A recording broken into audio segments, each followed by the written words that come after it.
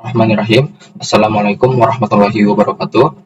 Sebelumnya saya izin untuk memperkenalkan nama terlebih dahulu. Perkenalkan nama saya Farda Aldim Firdaus. Saya dari kelas R3B dengan NPM 2020 4550089. Adapun di sini saya akan presentasikan perkuliahan yang diajarkan oleh Ibu Rita Laksamita Asari MT, yakni adalah struktur bangunan bertingkat sedang atau ini singkat SPBS. Adapun di sini hasil dari tugas dasar saya antara lain itu berupa denah, dan di sini saya melampirkan ada site plan, denah lantai dasar, denah lantai 1, dan denah lantai tipikal. Dan di mana pada site plan ini bentuknya seperti ini, jika sebagai tempat area komunal terbuka. Jadi ketika orang masuk ke sini, dia itu langsung parkir ataupun langsung berdiskusi bersama teman-temannya, ataupun dia bisa langsung masuk ke gedung yang akan dia tuju. Jadi gedung ini adalah gedung tempat untuk mahasiswa arsitektur. Nah, di sini kita lihat juga untuk P lantai dan muka tanahnya sendiri itu ada perbedaan elevasinya, di mana muka tanahnya itu adalah dengan P lantainya adalah jaraknya 50 cm. Nah, selanjutnya di denah lantai 1 alias denah lantai dasar. Denah lantai dasar ini saya membuatnya itu 8 trave mengarah ke arah horizontal dan juga 5 trave itu ke arah vertikal. Nah, dari ke total 8 kali 5 ini 40 trave ini, saya membuat penyesuaian kebutuhan ruang. Di antaranya itu ada ruang laboratorium, ada 2 buah, lalu ada ruang publik, lalu ada ruang sarana prasarana, dapur utama, lalu ada ruang anak tangga, lalu ada janitor, staff, dan kebutuhan yang diperlukan untuk kegiatan perkuliahan. Nah, dan juga ketika saat masuk sini, saat kita masuk ke lobby, ini mencakup 2 hal, yaitu dia bisa langsung ke resepsionis bila ingin ada yang ditanyakan, lalu atau jika mahasiswa ingin membayar keuangan, dia bisa langsung ke resepsionis. Sekaligus di sini ada 4 bangkunya, begitu. Nah, kalau kita lihat di sini ada perbedaan antara dinding, yaitu ada ukuran 15 per 15, dan juga ada ukuran 30 per 30, di mana ukuran 30 per 30 ini dinamakan shear wall atau dinding geser. Tujuannya apabila terjadi suatu geseran pada permukaan itu seperti gaya geser ataupun gaya yang mengarah ke vertikal ataupun horizontal, itu akan tertahan atau tertangani oleh dinding geser ini. Dan meletakkan dinding geser ini tidaklah secara acak, jadi peletakannya itu harus pada sisi-sisi bangunannya saja, dan ketentuannya sesuai standarnya atau minimal maksimum ya, itu adalah 20% dari luas bangunan, dan di sini sudah saya tentukan sendiri, itu adalah 20% dari luas bangunan. Selanjutnya di sini masuk ke denah lantai 1.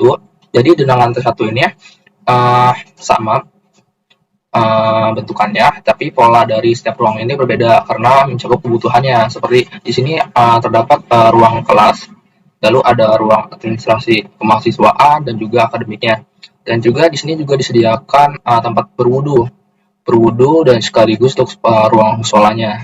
Jadi ketika orang ingin sholat, dia bisa langsung ke tempat wudu ataupun dia meletakkan alas kakinya terlebih dahulu baru wudu, lalu dia menuju ruang musolanya. Nah, di sini ruang kelasnya sendiri itu totalnya ada 9. Sekaligus di sini saya memberikan ruang kelas di gudang kelas. Ruang gudang kelas ini tujuannya bila mana ada peralatan-peralatan yang ingin ditaruh bisa taruh sini gitu. Nah, selanjutnya di lantai dasar tipikal ini sebenarnya pola dan bentuknya juga sama seperti lantai 1, di mana hanya saja perbedaannya tadi ruang administrasinya ini diubah menjadi ruang studio 1 dan juga ruang studio 2, dan jumlah dari ruang kelasnya itu sendiri sama, yaitu dari 9. Dan juga di sini juga masih terlihat bahwasanya ada dinding geser, itu ada 30 per 30 masih terlihat, yang ketebalannya itu saya pakai standar saja 30 per 30. Dan di sini juga masih terlihat ada kamar mandi, janitor, di mana janitornya ini harus saya dekatkan kamar mandi ya karena janitor itu adalah tempat ruang untuk meletakkan alat-alat kebersihan. Sedangkan kalau save ini plumbing ini saya letakkan dekat dengan toilet itu agar mudah atau terjangkau dengan aliran airnya gitu. Selanjutnya di sini saya masuk ke potongan, di mana potongan yang saya buat bentuknya seperti ini. Jadi di sini masih terlihat ada potongan dari dinding geser atau shear wall yang ketebalannya 30/30, dan juga di sini untuk ketinggian dan juga lebar dari baloknya ini sesuai perhitungan, di mana perhitungannya bisa dilihat di sebelah kiri. Perhitungan lebar balok dan tinggi balok. Tinggi balok ini notasinya CH atau height, di mana 1/12 dikali bentang. Jadi kalau kita cek pada denah sebelumnya, itu denah bentang saya adalah 4 cm. Walaupun bervariasi, ada 3 meter, ada 4 meter, tapi rata-rata adalah 4 meter. Jadi saya gunakan 4 meter saja. Nah, hasilnya adalah ketinggiannya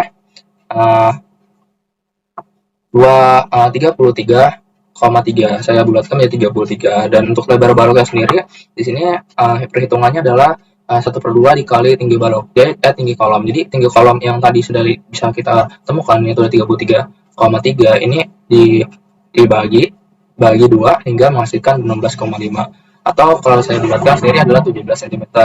Nah, selanjutnya di sini juga terlihat ada sebuah perbedaan, di mana di sisi sini saya menggunakan suatu dilatasi, di mana dilatasi ini berfungsi untuk memisahkan antara bangunan satu dengan bangunan satu. Tujuannya ini adalah apabila terjadi suatu gaya atau beban atau pergerakan dari luar, beban dinamis, itu biasanya akan terjadi suatu goncangan. Nah, goncangan ini karena disebabkan adanya ketidakstabilan bangunan yang panjangnya itu lebih dari 30 meter. Nah, kebetulan bangunan saya ini panjangnya adalah 31 meter, dan itu wajib digunakan dilatasi. Nah, dilatasi yang saya gunakan adalah dilatasi balok cantilever, di mana perhitungannya ini jarak maksimal balok adalah 1/3. Jadi di sini balok antara balok ini adalah 4 meter. Nah, 4 meter ini dibagi 3, menghasilkan 270, dan sisanya ini adalah 130. Jadi dilatasinya ini seperti ini. Nah, di sini jarak antara dilatasi pemisahannya ini adalah 15 cm. Nah, seperti ini. Nah, di sini juga saya mensiasati alasan kenapa saya membuat atapnya ini ada 2 buah. Nah, bila mana jika atapnya ini saya gabung, itu bila terjadi suatu pergerakan, maka maka atapnya ini kan akan hancur bersamaan, kan? Nah, saya menginisiatifkan dari si atapnya ini dibuat 2 saja gitu. Jadi kalau misalnya terjadi goncangan, itu dapat terminimalisir agar tidak terjadinya kerusakan pada si rangka atap gitu. Nah, di sini juga pada potongan BB diperlihatkan bagaimana adanya potongan dari tangga sendiri. Lalu di sini ada terlihat potongan ruang dari si janitor, ruang alat kebersihan itu. Lalu untuk ketinggian dari lantai menuju plafonnya sendiri adalah 350 atau 390. Dan di sini juga ada ilustrasi dari orang bila memasuki ruangan, perkiraan adalah tingginya seperti ini gitu.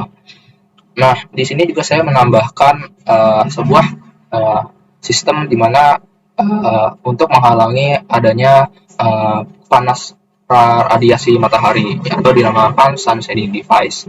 Nah, ini bila terjadi panas akan terhalang. Jadi orang akan aman-aman saja bila terkena panas matahari.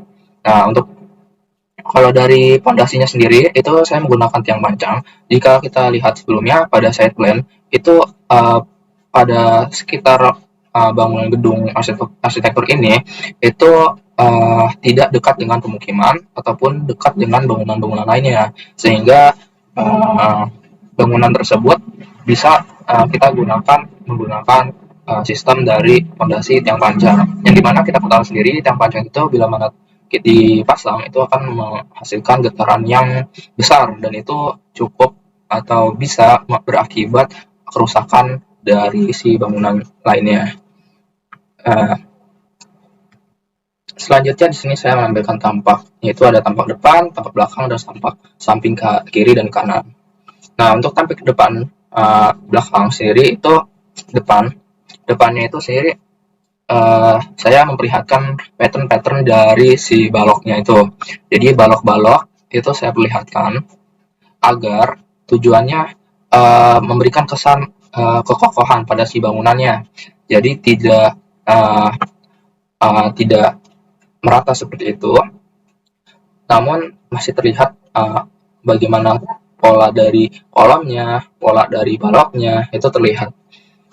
Dan di sini karena saya 8 trave dan juga tidak bisa diletakkan di tengah-tengah, maka saya berinisiatif memberikan suatu vegetasi yang gunanya menambah kesan estetika dalam bangunan tersebut gitu. Dan di sini kalau bisa dari side plan dari sebelah kirinya itu digunakan untuk tempat parkir mobil. Nah, jadi untuk sirkulasi menuju bangunan juga masih bisa dikontrol. Selanjutnya untuk tampak belakang sama saja bentuknya, yaitu adalah memperlihatkan dari balok dan kolomnya agar memberikan kesan yang kokoh dalam bangunan ini. Nah, namun di sini saya tidak memberikan bukaan pada sisi trave ketiga dari arah kiri maupun dari arah kanan. Tujuannya ini adalah karena ini merupakan bagian dari kolom atau core non struktural, saya tidak memberikan bukaan. Tujuannya yakni adalah agar memperkaku dari bangunan itu sendiri gitu. Dan juga kalau misalnya saya berikan bukaan juga tidak terlalu berefek besar karena ini isinya hanyalah tangga dan juga toilet. Nah, kalau dari tampak samping kirinya ini seperti ini. Jadi di sini terlihat ada sun shading device-nya ya. Dan untuk lebarnya itu adalah 19 meter. Sama pula dengan tampak samping kanan. Namun yang membedakan adalah pada bagian vegetasinya yang berubah.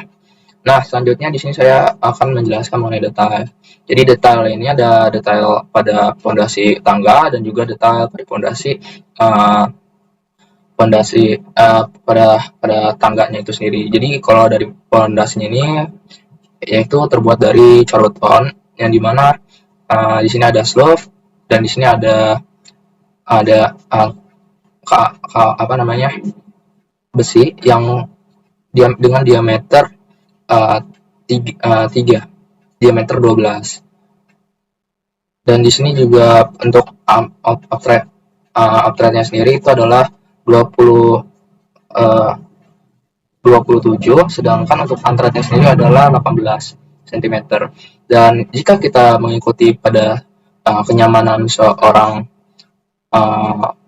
jika ingin menaiki tangga, itu kita bisa mengeceknya dengan cara 2 kali outlet ditambah antret. Jadi 2 dikali si outletnya itu adalah 18 ditambah dari 27. Nah, itu berarti 63. Nah, ini masih termasuk masih dalam standar kenyamanan karena standar kenyamanan itu adalah 63, 64 dan 65.